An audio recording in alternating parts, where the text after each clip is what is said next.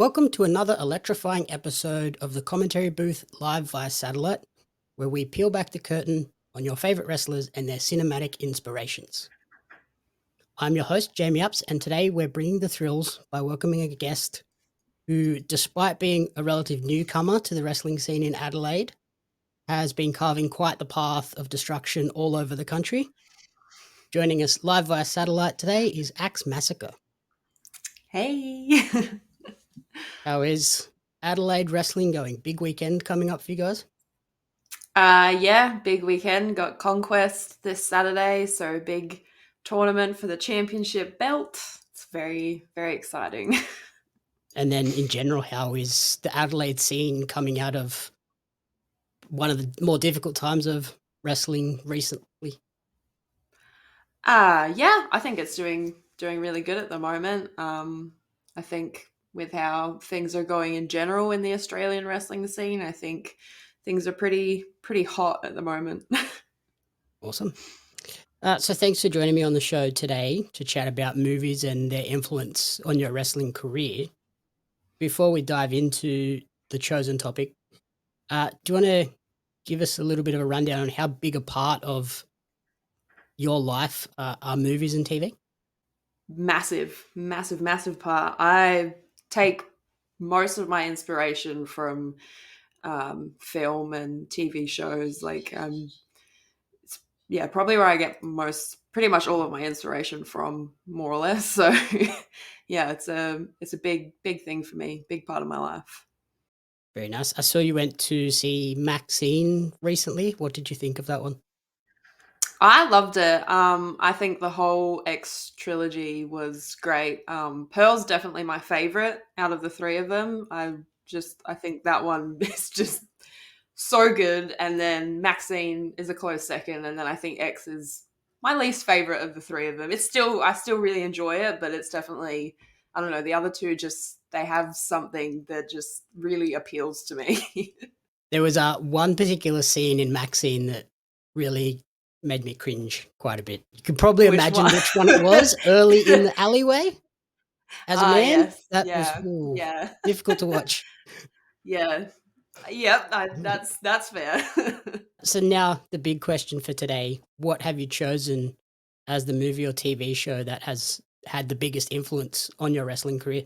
It was a tough choice because, like I said, I take inspiration from a lot of media, but I think for me, at the end of the day, Tank Girl is probably the thing that started it all for me. Like even way before I started wrestling, like Tank Girl was kind of my the thing that I identified with the most. I saw it and I was like, that's me.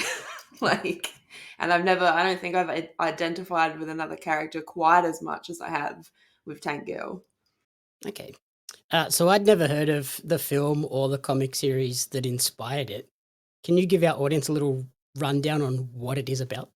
Sure. So originally, Tank Girl is a comic that was created by Alan Martin and Jamie Hewlett in the 90s. I think it was the 90s or the 80s. Um, they are also the people who created Gorillas. So the artwork is very similar if you see it. And then in the mid 90s, they made a movie with Laurie Petty based off of the comics. And yeah, that's what we're talking about today. Very nice. I saw the movie was a little bit sort of divisive. Some people loved it, some people didn't. What about it made you connect so much?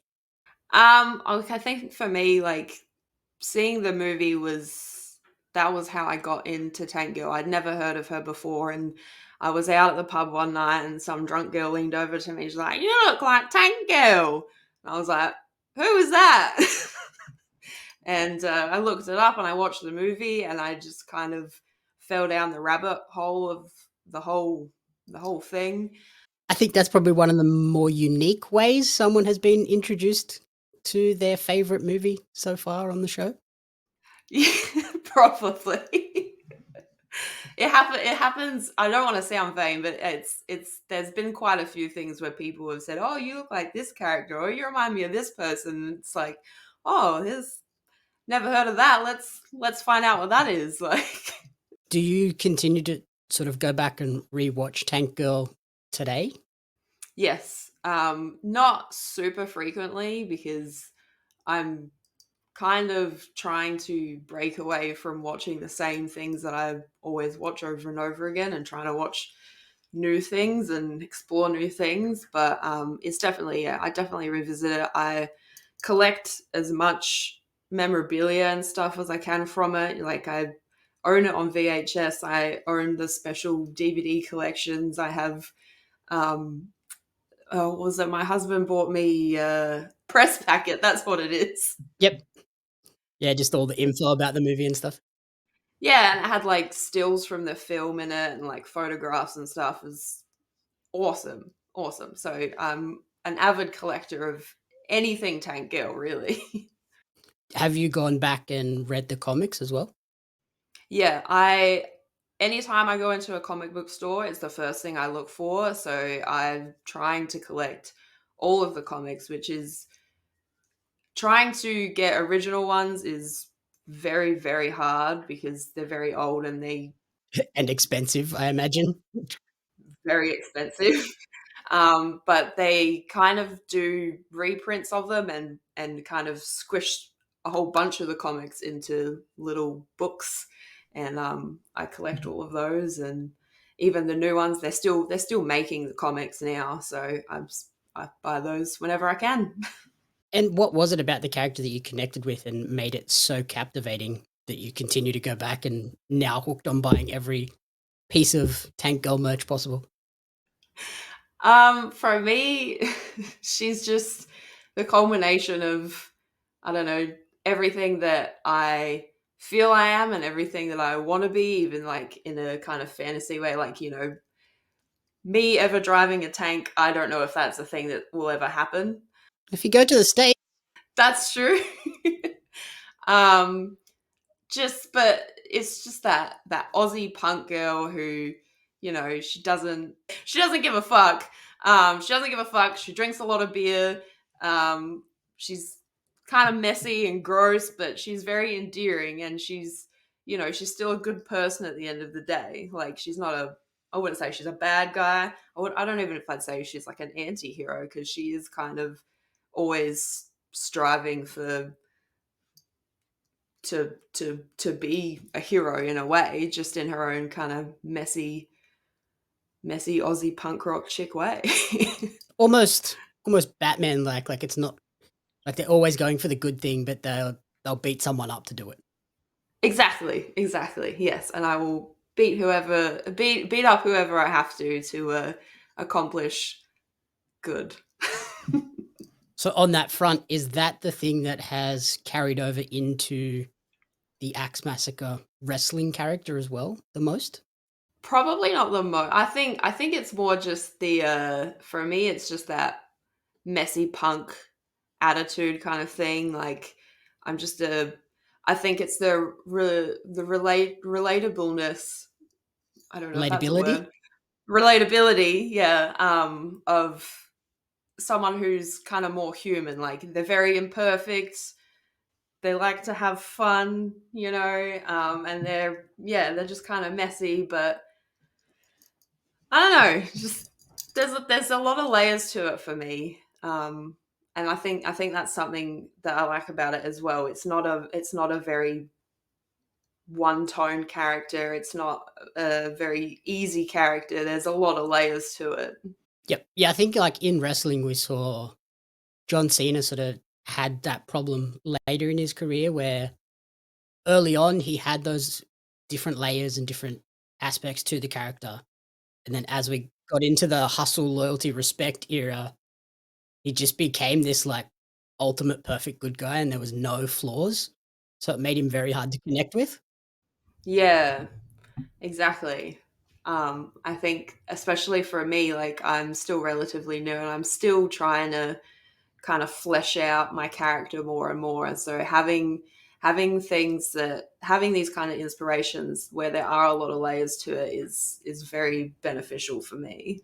And as a relative newcomer, how did you end up in this crazy world of wrestling? I mean, I think like most people, I grew up watching it. I've always had a soft spot for wrestling. But people always kind of thought, oh, why do you like that? That's weird. You're not American. Like, but I've always loved it. My sister has always loved it. She was involved in local wrestling for a long time, so that kind of kept my interest in it as well. And then several years ago, I had someone in my life who was a wrestler, and they kind of, they were like, if you want to do this, you can do it too. Like, and it just snowballed from there. Classic wrestling. Just drag someone in kicking and screaming, and then they fall in love with it. Pretty much. Like I always knew that wrestling existed in Adelaide, like and in Australia, but I never really kind of put two and two together that like I could get involved in it. Like I don't know. I think that's the same for a lot of people. Like they know it's there, but they think, oh, but I can't do that. Like I'm not this type of person. I'm not athletic enough or whatever. And it's just not true. If you want to do it, you just have to do it. You can do it. How was that first experience at a tryout and then the first sort of training session? Absolutely terrifying. It it took everything in me to actually go to the tryout. Like the whole time there, I was like, I could just go home. I could just not do this. I'm so scared. But I think when I got there and I realized the other people trying out were just as scared as I was, it made me feel better. And we all became instantly kind of bonded over that, which really helped. Like it helps to start out with people in the same position as you. Um, and then for a while, training was still very very scary. Like it was a whole new world of things for me. Like I've always been a sporty person and an athletic person, but nothing like this. Like nothing like wrestling. It's a completely different thing. Not to make it sound off-putting, but and I think as well at Rampage, it's a very different style of coaching and stuff that they do, and it it used to be a lot scarier than what it is now. It's still hard. It's still very hard, but like when I got there, it was a lot scarier. They're a lot stricter than they are now. They've kind of loosened up a little bit. Yeah, because Rampage, you guys follow more of the Japanese style training, from what I understand, which is Yeah. very difficult compared to Yeah. the other side where they could go more American leaning.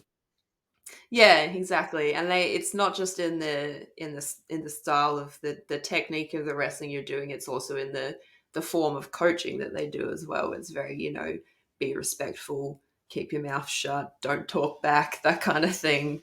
And when you're first starting out and you're getting severely humbled by this sport, it's very hard to kind of like, they're telling you and you're just like, okay, just gotta suck it up and do it. Like Um, and then with like the Japanese style, it is more uh, sport centric. How do you then go about incorporating the character aspects that have taken inspiration from Tank Girl? I think because for the first little while of me training in that, I had all this character stuff in my head, and I, through the years, kind of in my head, got a bit better idea of what I wanted to do, but I was very scared of putting it out there because I think that's the same for most people when they're starting. They're very scared to like start acting out their character and start doing those things because you feel kind of silly. Um, and then when I got told I was going to debut, they were like, don't worry too much about your character stuff. Like, just we want you to go out there and be a good wrestler. And I was like, okay, but I'm really big on character stuff, so I am going to worry about it. Like, I am going to think a lot about it. Yep. And then I think at first I was like, I just got to make sure like if I have an image that represents me and I do good in my selling and my wrestling abilities and then I can kind of, the further along I go, I can get more and more of my actual character stuff out there. But if it comes across in my image, then at least people can kind of see that from the start. So that's why I'm very big on image as well, because I think that's just as much an important part of your character. Well, yeah, like that's the first impression anyone gets of you. As soon as you walk out of that curtain, we have to either understand what the character is or be able to tell if is this a good person or is this a bad guy. Yeah, exactly. So I was like, if I go out there and I can't really do a lot of physical character work, at least I can have like the image of it. Yep. Like it would have looked funny if you came out as like the happy-go-lucky like cheerleader or something, and then the next show Exactly. you're the Axe Massacre scary character. Exactly. It just, yeah, it wouldn't have, and I wouldn't have done that to begin with. But I think they were just kind of like, don't, you flesh that stuff out later. Don't worry about it. But I was like, no. That is one thing I do enjoy about sort of PWA's system where they have the green dingoes, where I think Yeah. it's a great way to just put people on a show and take away that character stress. Just go out there and Yeah. just get used to wrestling in front of a live audience. Yeah. And I think, I don't think there's anything wrong with, debuting and not having like a big, strong character, or even like maybe a strong individual kind of image. We've had Wes Ryan debut most recently, and he's obviously got a lot of progression to go with his character in that. But you don't see him come out and go, oh, boring. You see him come out and you're still like, wow, I'm excited by this guy, like, because he's already got such great charisma, and his wrestling is so great, and that speaks volumes in itself without having to have a crazy character with a crazy story or anything. So I definitely think it can work for people. For me personally, not to shoot myself in the foot, for me personally, I think I'm much more, I need a strong character, I need a strong image. Because my wrestling is fine, but like if I just did my wrestling, I don't think it would be enough. And I think that's just me being honest. Like, Yeah, that's totally understandable, and I think you've obviously nailed the character stuff because that was the first thing that when I saw you, I was like, that's a person. Like that person understands their character. Let's go see what they're actually all about. yeah, yeah. Well, that's good. So over the years, you've talked about sort of adding little bits and pieces. How has the character evolved since that debut? I definitely think I have a better idea of who I am now as a wrestler. Like, I don't know if I'll ever like stop evolving. But I think if you do, there's a problem. yeah. I think But I think everybody I should think always be evolving. I think when I first kind of went out there, I had too many ideas in my head of too many possible different roads I could go down, and I was very overwhelmed. I was like, I don't know what to do. So I just kind of, just picked the first thing. I was like, I'm just going to do this, and I'm going to figure the rest out later. But now I feel a lot more sure of what I'm doing. Like I know the path that I want to take. I know the road that I want to go down with my character and everything, and I'm a lot more sure of that now. Yep, and I imagine you don't feel like you're acting as this character now. You are Axe Massacre as soon as you step through that curtain. Yeah, exactly. I mean, I've always tried. Like, I always wanted Axe Massacre to be me. Like, that was very, very important. That, like, I'm not trying to be someone that I am not. So yeah, it is me. It is just me dialed up to 100, like most people would say. Are you a trading card collector or a fan of Australian pro wrestling? If so, you're not going to want to miss out on the limited edition Australian wrestling cards. Each set includes 50 packs of 10 cards, including some of the country's top wrestling talents like Robbie Eagles, Shane Haste, Madison Eagles, Hartley Jackson, and they have Shaza McKenzie listed, although she is not a favorite. the velocities, and a lot more. There's wrestlers, referees, announcers, commentators that are featured, giving you a full appreciation of the Australian independent scene.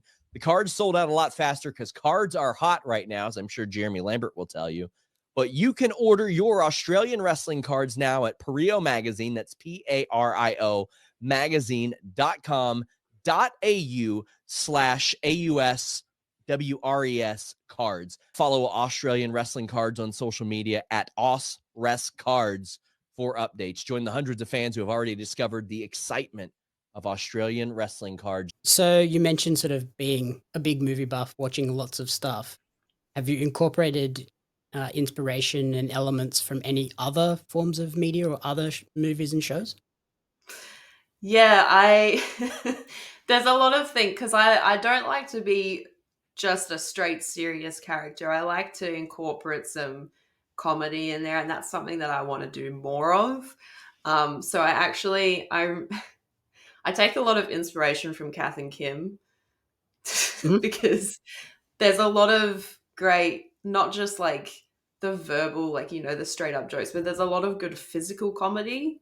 And that's something that I'm really big on. Like, I'm watching through The Nanny at the moment, and it's the physical comedy is such a big thing. And like, that's a huge inspiration. Like, that I take a lot of inspiration from a lot of comedy stuff.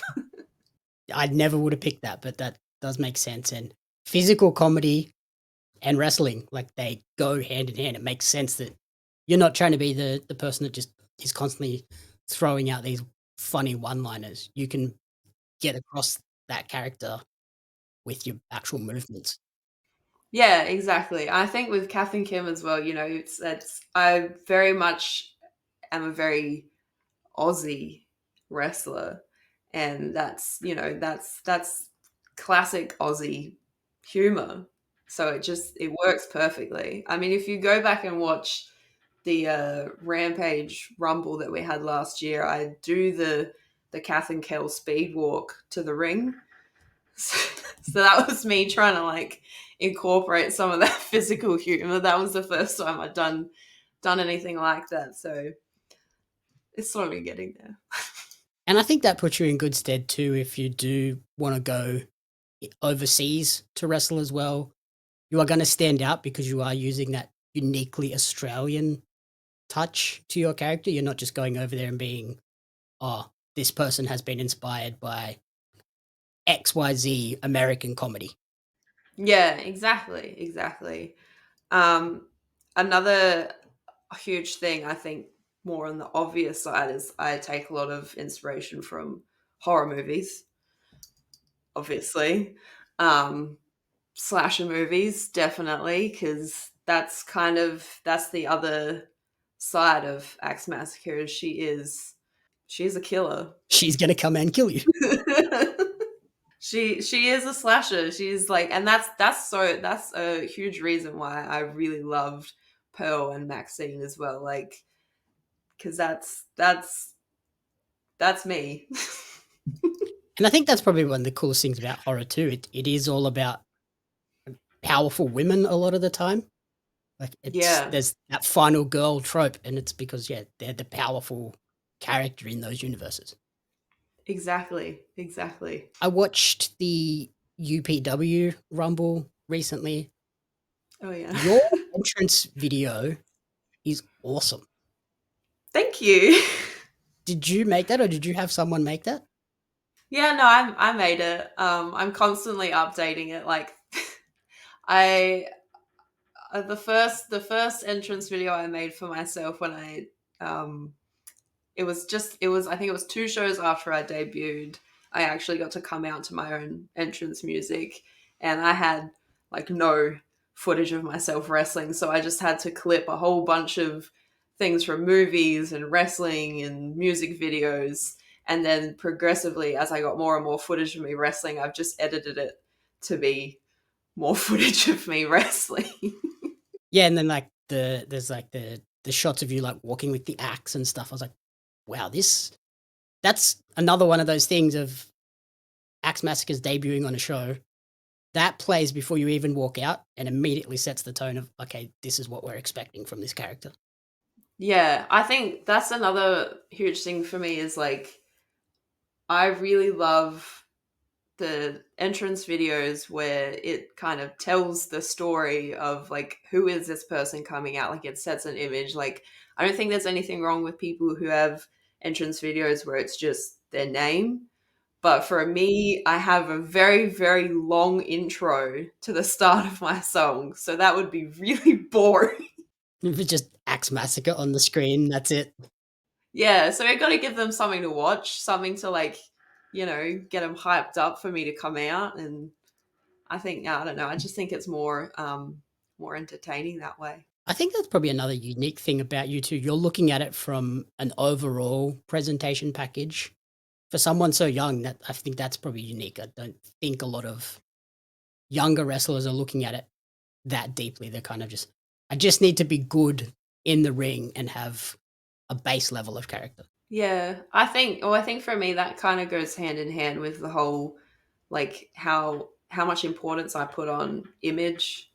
Because when I think back to when I first started getting into wrestling and watching wrestling, it's the whole package that draws me into wrestlers. So as soon as I see, someone has something that I'm just like, I don't like that. I have that in my head. I'm like, don't do that. Don't do that because I don't like that. It's boring. And then in researching Tank Girl, I read that there was apparently a reboot underway in September of 2019 through Margot Robbie's production company. Although COVID hit, so they delayed that.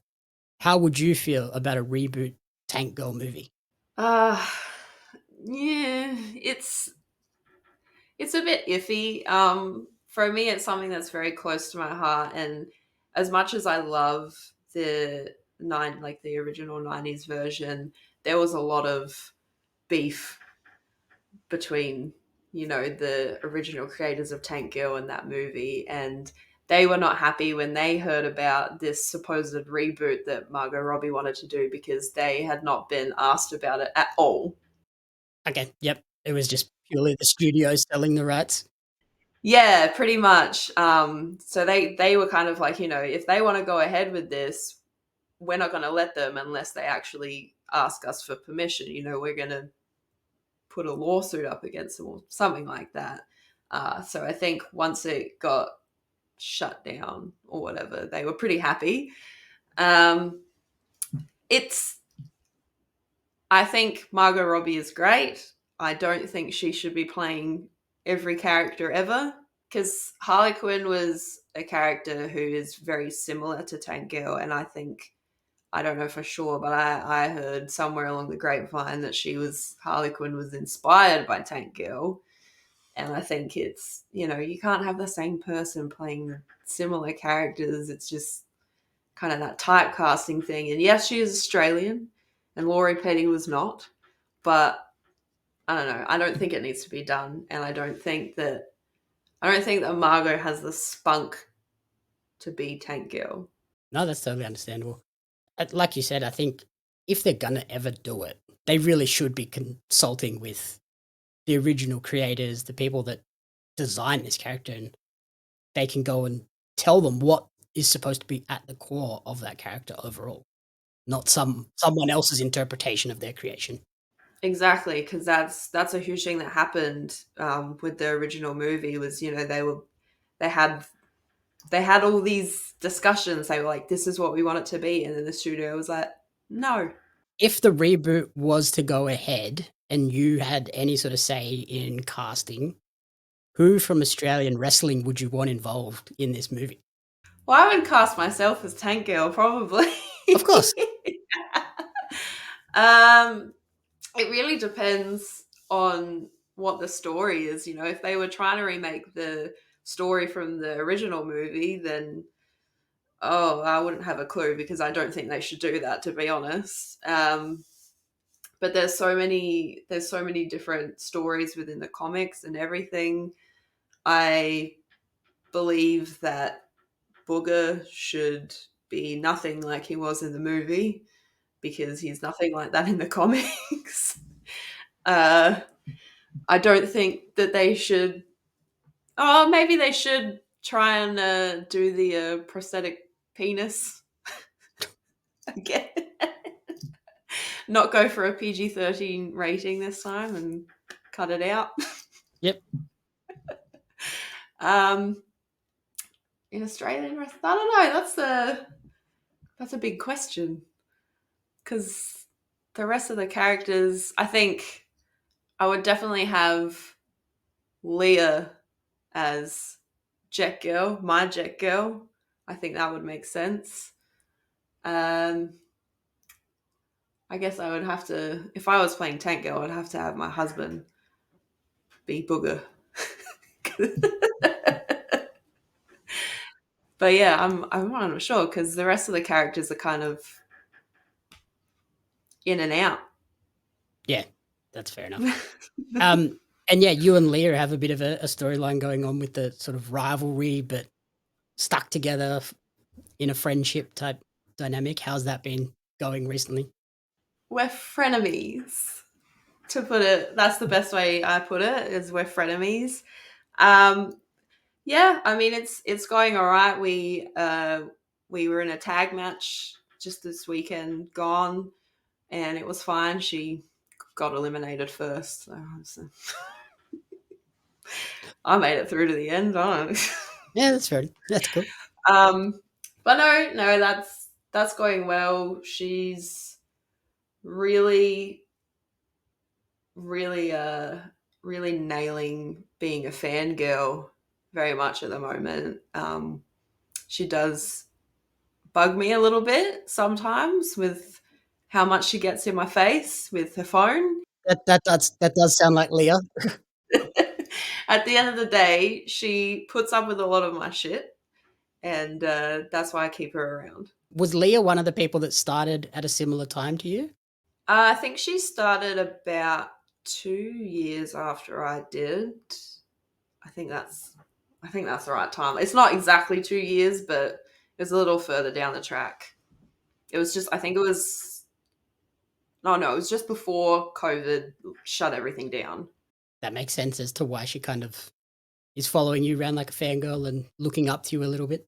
I think as well, because when I started with 5 other people who are all no longer wrestling.